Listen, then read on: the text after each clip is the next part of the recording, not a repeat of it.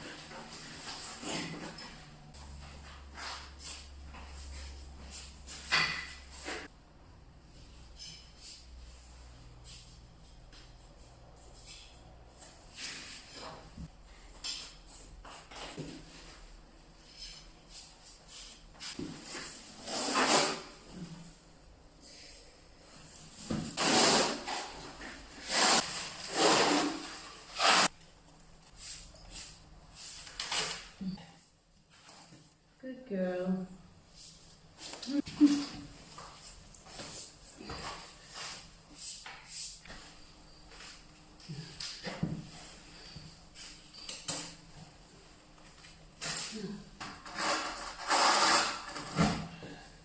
Just there.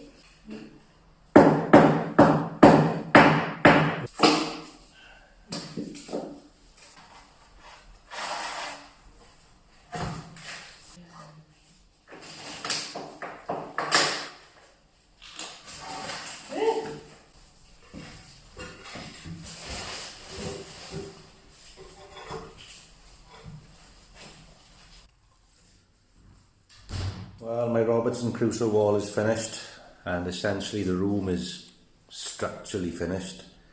Still quite a bit to do, electrics and my cupboard, etc. But it's time to start moving furniture back in the room and for me to show you exactly what I've been doing. To give it its full title, I've been building a batch box rocket mass heater. A bit of a mouthful, I know. So I bought plans for the core. The core is made out of some quite expensive refractory materials. In honesty, for what I've spent on the refractory materials, I could have bought quite a decent wood burner. But you know, I've done it this way. So all the stones I found in the garden. Most of the metal is what I could salvage. I made the door, and you've seen that the handles are made out of old spanners. This little shelf thing was off my old wood burner, and the base of the oven is made out of my old wood burner. Now this oven can be either a black oven, as witnessed by the black bricks, or a white oven. Now I just take that, still hot from last night, just take that base out and it becomes a black oven. Very small fire, it's very hot. So I've got what's called a secondary air inlet here, which then the air goes underneath this metal tube, and then it rises in that tube at the back. So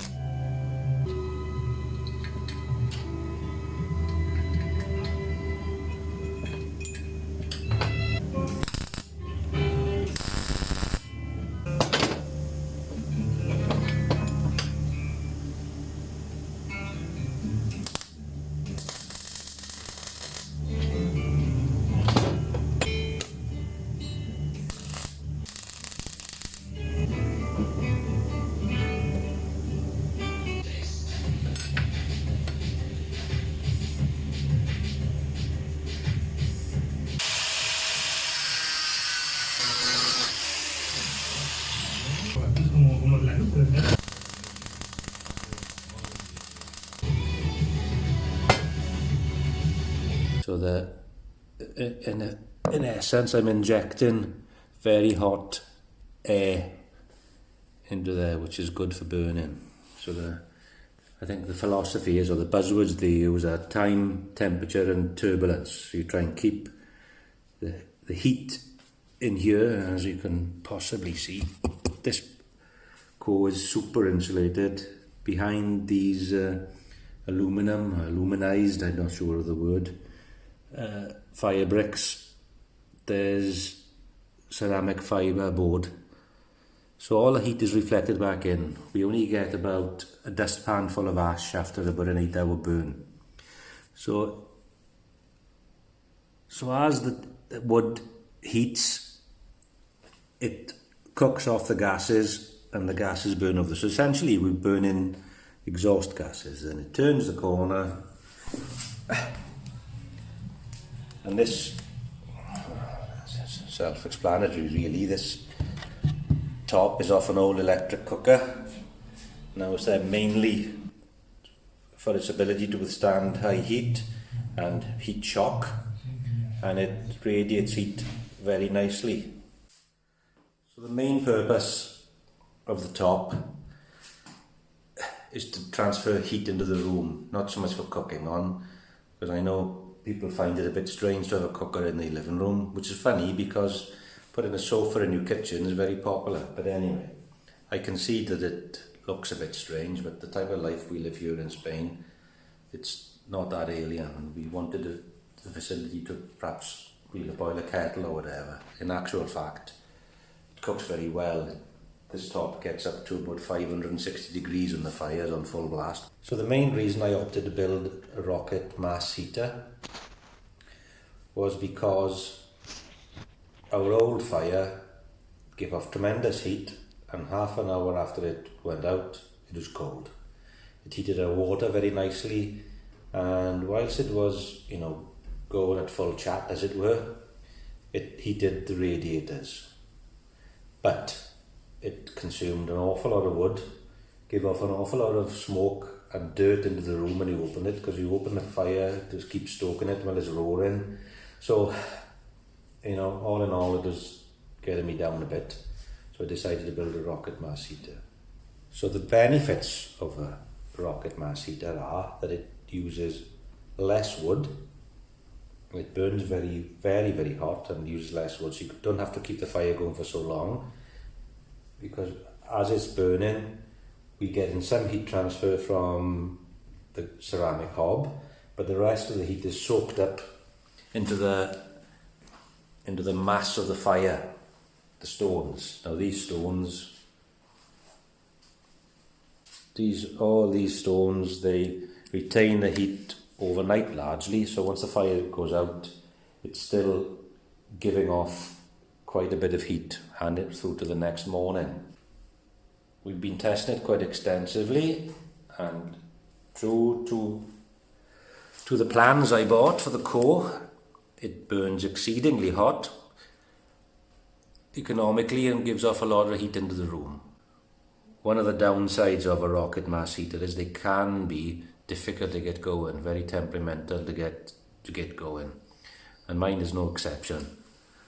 So, but I foresaw this and put in what they call a bypass. So the gases can short circuit and go. There's a little butterfly valve in behind there that lets the flue gases go straight up to the chimney instead of following the fire path, which essentially my chimney starts in the bottom left hand corner there. Unfortunately, despite this oven being one of the most fiddly parts to build, it's totally useless. It just doesn't get up to temperature. I was working around some pre-existing plumbing, which has compromised my design, and lots of reasons I won't bore you with, but the oven hasn't worked. The fire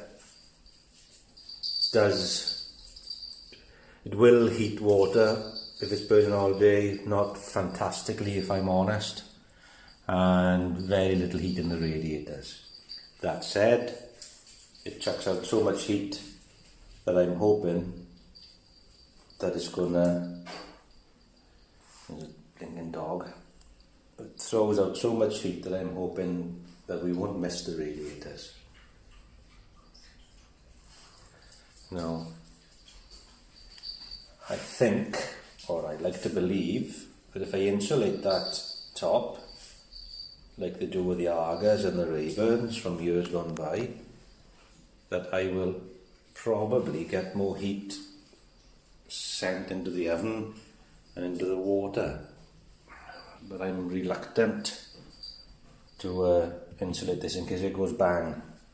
Nobody could quite tell me what the heat rating of that top is. So maybe I can change that for some cast iron and then insulate it. But I'm going to leave well alone for this winter and see where we go. So, as I said, I bought plans to build a core. I went off plan for the rest of it, mainly due to existing plumbing, existing chimney location, all of which severely compromised where things could go. But I always had my doubts that such a small fire would heat the room, heat the water, heat an oven and retain heat overnight. Well, I was kind of right. It's a bit like a blow lamp. It gets very hot if you're very close to it, but the further away you move from the flame, and it just hasn't got the volume of heat. I mean, there's probably a scientific term for it, but I don't understand that. So anyway, so the main reason I'm not mentioning where I got the plans from is because in essence, my fire hasn't worked, and I didn't want to tarnish the designer's reputation with my failure, basically, because the core has worked very well and has done everything he promised. So I didn't want anybody watching this video and me being negative to give the designer a bad name. So in essence, the core has worked, and well, the fire has worked. I'm very pleased with it. It's just I'm a bit sick that the oven isn't working, and I'm a bit disappointed with the water heating performance. But as I said, I think I can get a bit more to that. But anyway, essentially the room is finished. I got some electrics and some shelving and one thing and another. But we need to start bringing furniture in now and perhaps finishing touches. I don't want anybody getting hysterical of me using spanners or misusing spanners, because let's be honest, these are probably from an ancient civilization. Who knows what 13/16 looks like. And this one is, what's this one? Can't even see that one. 5/8 Whitworth, you know.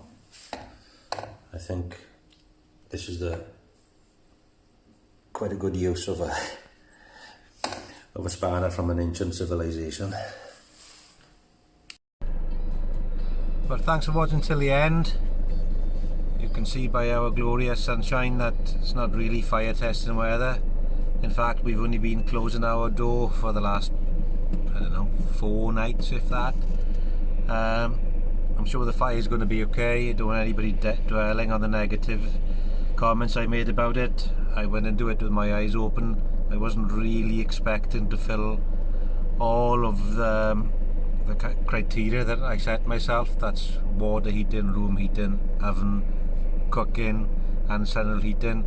I knew I was going to struggle to get all those, but I also knew that if I hadn't tried to incorporate them at this stage of the game, then I would always have wondered, I wonder if. So I decided to try it all and accept, well, I failures, I suppose you could say they are. Anyway, till the next time, adios.